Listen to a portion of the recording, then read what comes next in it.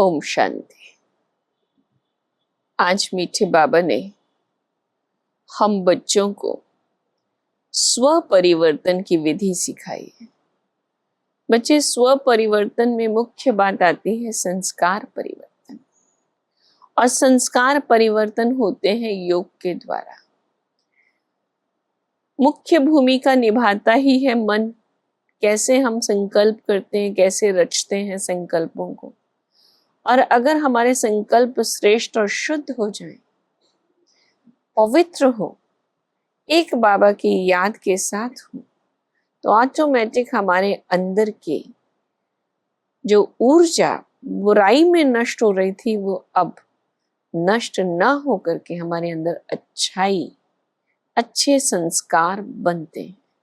तो बाबा कहते हैं योग बल के द्वारा अपने अच्छे संस्कारों को जागृत करो, क्योंकि हम ही वो आत्माएं हैं जो देव कुल की हैं, देवता बनने वाली आत्मा है, और इस सृष्टि को अब पावन बनाकर नई दुनिया, दैवी दुनिया, सत्युगी दुनिया बनाना है।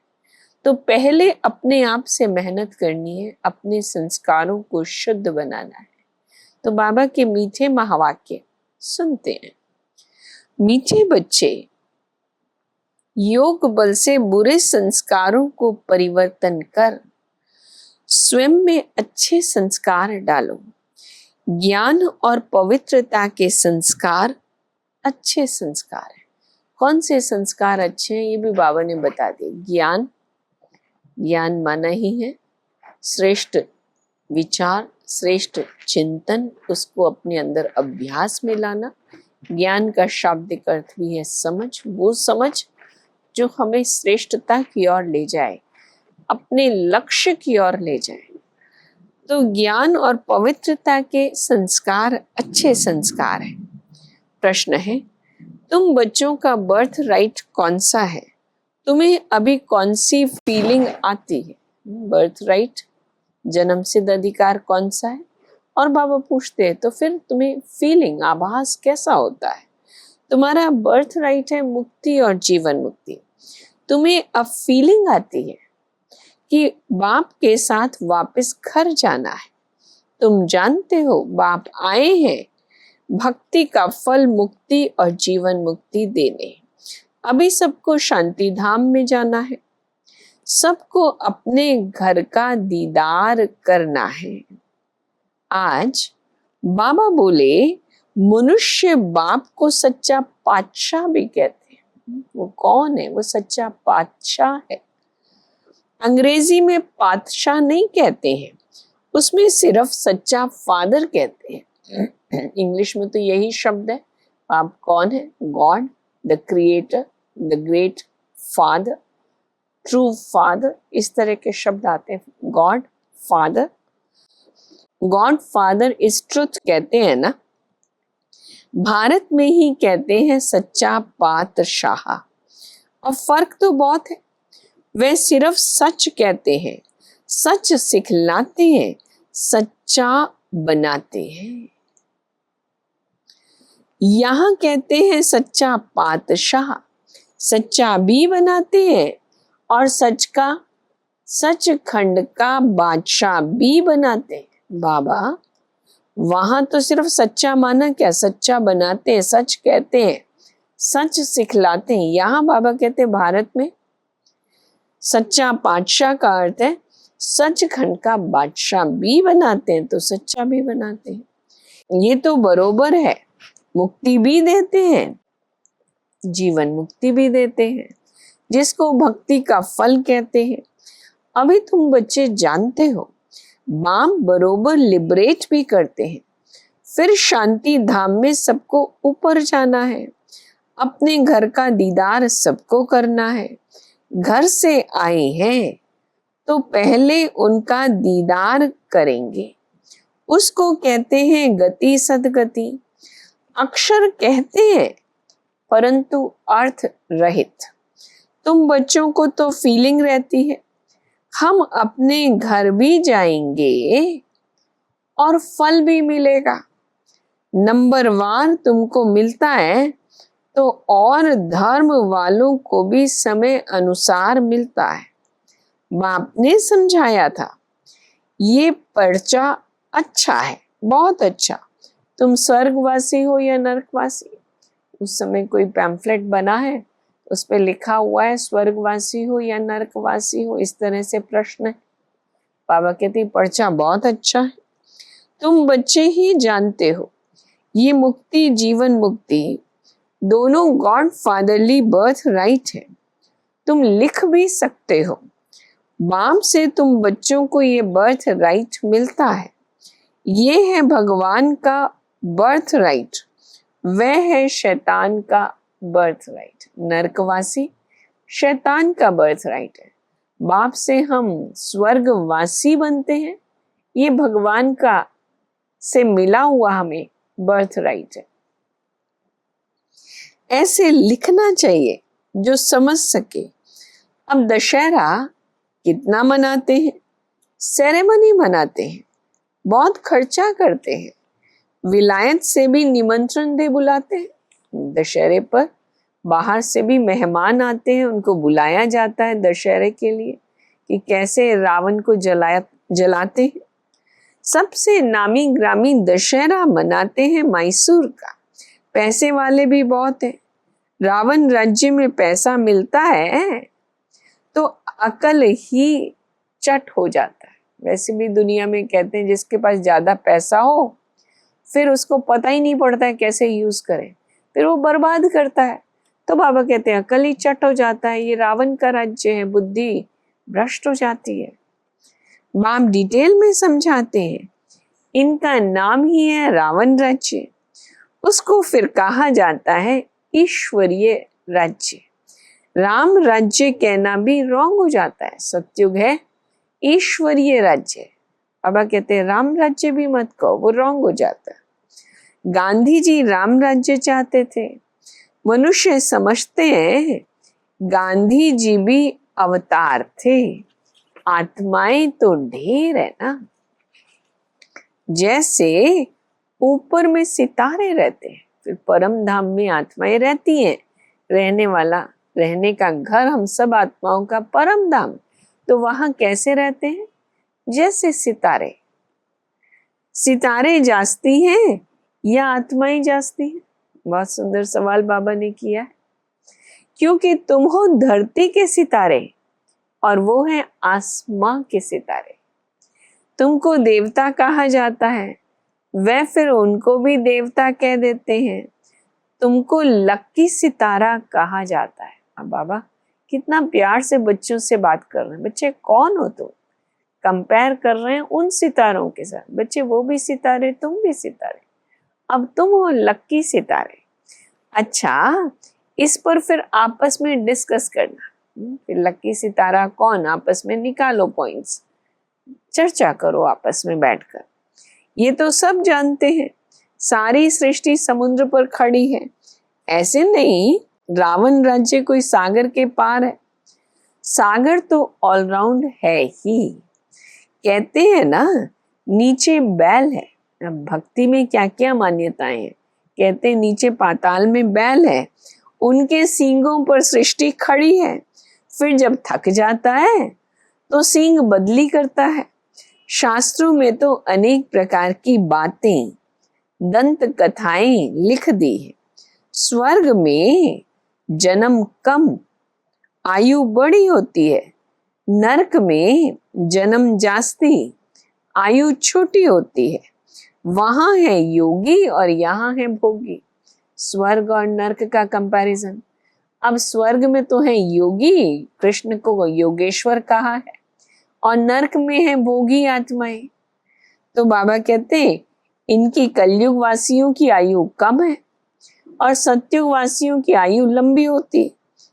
इसलिए यहाँ बहुत जन्म होते हैं, फिर ये तुम्हारे संस्कार रहते नहीं है। जैसे राजाई के संस्कार होते हैं तो ज्ञान की पढ़ाई के संस्कार पूरे हो जाते हैं। कलयुग में सतयुग के संस्कार नहीं रहते। सतयुग में फिर अभी हम ज्ञान सीख रहे हैं, फिर ये संस्कार पूरे हो जाते हैं यहीं पर, फिर वो दैवी संस्कार रहेंगे राजाई के। ये संस्कार पूरे हुए तो नंबरवार पुरुषार्थ अनुसार रुद्रमाला में पिरो जाएंगे, फिर नंबरवार पाठ बजाने के लिए आएंगे। श्री कृष्ण तो है फर्स्ट प्रिंस ऑफ हेवन। तुम जानते हो सिर्फ एक थोड़ा ही होगा, वो राज्य है तो एक थोड़ा ही होगा, सारी राजधानी होगी ना। हो सकता है एक से दूसरे पैदा होते जाएं। अगर कहें कि इकट्ठे 8 आते हैं, परंतु श्री कृष्ण तो नंबर 1 में आएगा। अब बाबा कहते हैं सत्युग में राजाई 8 है तो 8 राजाई चलती, पर इकट्ठे 8 आते हैं तो बाबा कहते हैं नहीं, ये कृष्ण तो नंबर 1 प्रिंस होगा। इकट्ठे 8 आते हैं तो फिर श्री कृष्ण का इतना गायन क्यों? ये सब बातें आगे चलकर समझाएंगे। अपने अवगुणों का भी किसको पता नहीं। अब ये मुख्य बात, हम अपने अंदर को रियलाइज करें, अपने अवगुणों को चेक करें, कमजोरियों को देखें। अभी तुम बाप के बने हो तो जरूर चेंज होना पड़े। बाप ने बुद्धि का ताला खोला है। एडॉप्शन इस पुरुषोत्तम संगम युग पर ही होती है। अभी वर्तमान में भगवान आकर के हमें नई दुनिया के लिए, भविष्य राजधानी के लिए अभी एडॉप्ट करते हैं। फिर हम उस पढ़ाई को पढ़ते हैं और अपनी नई दुनिया के लिए पुरुषार्थ कर तैयारी करते हैं। प्रजापिता ब्रह्मा जब है तभी एडॉप्शन होती है। ब्रह्मा तो नामी ग्रामी है ना, इनका सरनेम ही बेहद का है, सब समझते हैं। प्रजापिता ब्रह्मा आदिदेव है, उनको अंग्रेजी में कहेंगे ग्रेट ग्रेट ग्रैंड फादर। बाबा ने आज समझाया, ये जरूर सबको मालूम होना चाहिए कि भारत बड़े ते बड़ा तीर्थ है जहां बेहद का बाप आते हैं। ऐसे नहीं सारे भारत में विराजमान हुआ। शास्त्रों में मगध देश लिखा है, परंतु नॉलेज कहाँ सिखाई, आबू में कैसे आए। दिलवाड़ा मंदिर भी यहाँ पूरा यादगार, पर्वतों पर दिखाया ना तपस्या करते हुए। तो बाबा कहते कैसे आए, कैसे तपस्या की। फिर बाबा कहते दिलवाड़ा मंदिर यादगार है, नीचे तपस्या कर रहे हैं, ऊपर स्वर्ग दिखाया है। जिन्होंने भी बनाया उन्हों की बुद्धि में आया और बैठकर बनवाया। एक्यूरेट मॉडल तो बना न सके, बाप यहाँ ही आकर के सर्व की सदगति करते हैं। मगध देश में नहीं, वह तो पाकिस्तान हो गया, ये है पाक स्थान। भारत है पाक पवित्र स्थान। वास्तव में पाक स्थान तो स्वर्ग को कहा जाता है। पाक और नापाक ये सारा ड्रामा बना हुआ है। स्त्री को जब हथियाला बांधते हैं तो भी कहते हैं ये पति तुम्हारा गुरु ईश्वर है। पति तो पहले पहले नापाक बनाते हैं। बाबा कहते सबसे पहले अपवित्र कौन बनाता? तो पति बनाता। अब तुम बच्चों को तो गुलगुल बनना है, तुम बच्चों को पक्का पक्का हथियाला बाप बांधते हैं। यूं तो शिव जयंती के साथ ही रक्षाबंधन हो जाता, पवित्रता का हथियाला बांधते या पवित्रता का कंगन को बांध देते हैं। एक संकल्प प्रतिज्ञा करते हैं, मैं आत्मा पवित्र आत्मा बाबा की संतान। तो जब शिव जयंती होती, भगवान आते हैं तो सबसे पहले हम आत्माओं को पवित्र बनाते हैं। गीता जयंती भी हो जानी चाहिए। श्री कृष्ण की जयंती थोड़ी देरी से नई दुनिया में हुई। रामनवमी कब हुई ये भी कोई को पता नहीं है। कोई को पता है क्या? तुम कहेंगे नई दुनिया में 1250 वर्ष के बाद रामनवमी होती है। सत्युग पूरा होता, त्रेता आता, तो बाबा कहते हैं रामनवमी होती। शिव जयंती, फिर कृष्ण जयंती, राम जयंती कब हुई? तुम बच्चे भी अभी बाप द्वारा जान गए हो, एक्यूरेट बता सकते हो। गोया सारी दुनिया की जीवन कहानी तुम बता सकते हो। अब जब हम बाप को जाने, कृष्ण को जाने, रामनवमी किया जाने, तो बाबा कहते अब तो सारी दुनिया की जीवन कहानी सुना सकते हो। वरदान है आज के महावाक्यों में, सुख स्वरूप बन, हर आत्मा को सुख देने वाले मास्टर सुखदाता भव। जो बच्चे सदा यथार्थ कर्म करते हैं, उन्हें उस कर्म का प्रत्यक्ष फल, खुशी और शक्ति मिलती है। उनका दिल सदा खुश रहता है। उन्हें संकल्प मात्र भी दुख की लहर आ नहीं सकती।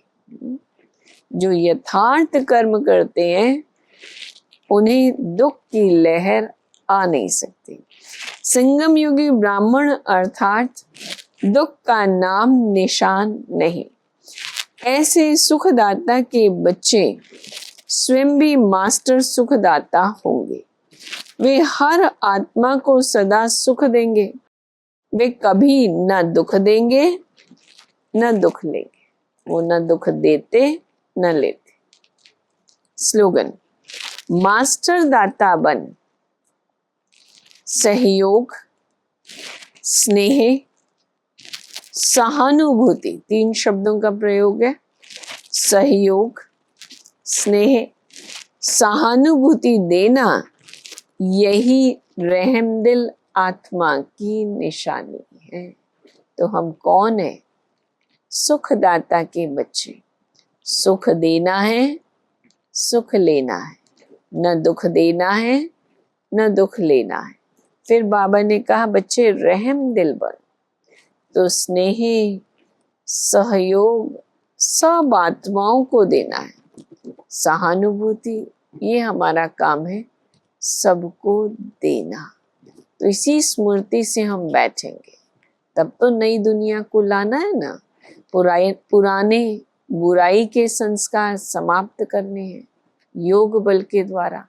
तो चलो बैठो इसी स्मृति से। मैं आत्मा एकदम पवित्र आत्मा, दैवी संस्कारों से युक्त, ईश्वरीय शक्ति से भरपूर, अति श्रेष्ठ आत्मा।